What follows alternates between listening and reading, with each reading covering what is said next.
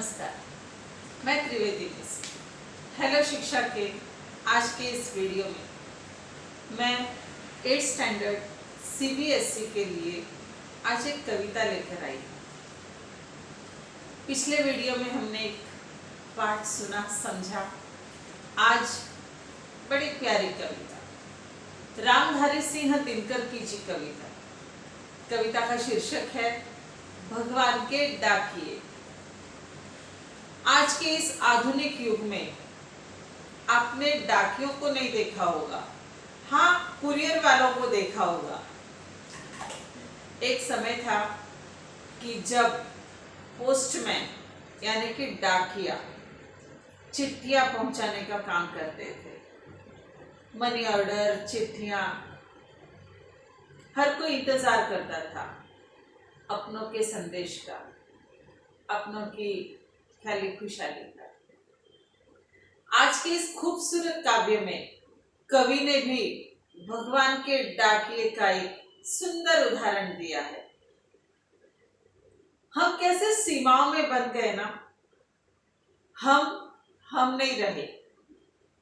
अपनी अलग पहचान बताते हैं, प्रांत का नाम बताते हैं, जात बताते हैं, और फिर अपनी कम्युनिटी, फिर अपना नगर, फिर देश, इन सीमाओं में बंधे हैं। लेकिन इन सबसे ऊपर सबसे पहले हम कौन है? इंसान, मनुष्य है। और मनुष्य चाहे वो किसी भी देश का हो, प्रांत का हो, जात का हो, भाषा का हो, धर्म का हो, वो तो एक जैसा ही है। कवि रामधारी सिंह दिनकर जी ने अपनी इस खूबसूरत कविता में देखिए क्या बताया है।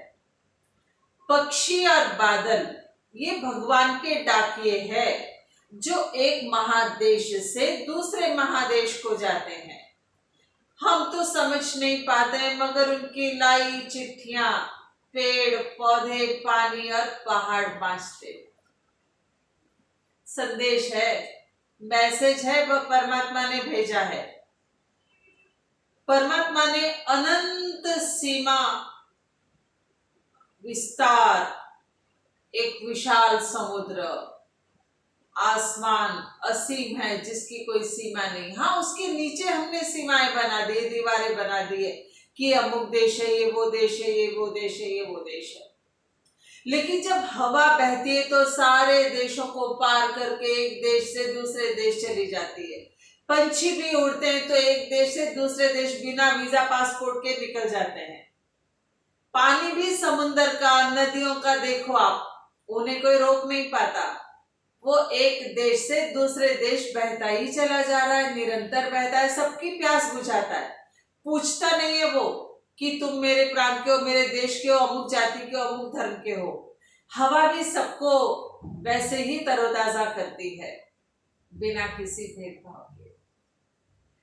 कवि रामधारी सिंह दिनकर जी ने कहा कि मनुष्य स्वयं को ज्ञानी मानता है, लेकिन भगवान के डाकियों का भेजा हुआ संदेश ठीक ठीक समझ नहीं पाता। वो कौन समझ पाते हैं? वो समझ पाते हैं पेड़ पौधे, पहाड़, पंछी, नदियां, और वे समझकर बिना किसी भेदभाव के पूरे संसार को सुख देते हैं। एक देश की नदी का जल दूसरे देश में पहुंचकर भाप बन जाती है और आसमान में काले बादल बनकर किसी दूसरे तीसरे देश में ही बरसती है। कहाँ रह गया भेदभाव?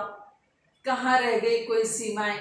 तेरा मेरा, तेरा मेरा, ऐसा कुछ न रहा, क्योंकि ये प्रकृति का वरदान है। परमात्मा ने प्रकृति का वरदान सबको बिना भेदभाव के बांटा है। सबको धूप एक जैसी ही लगती है, सबको छांव एक जैसी ही मिलती है।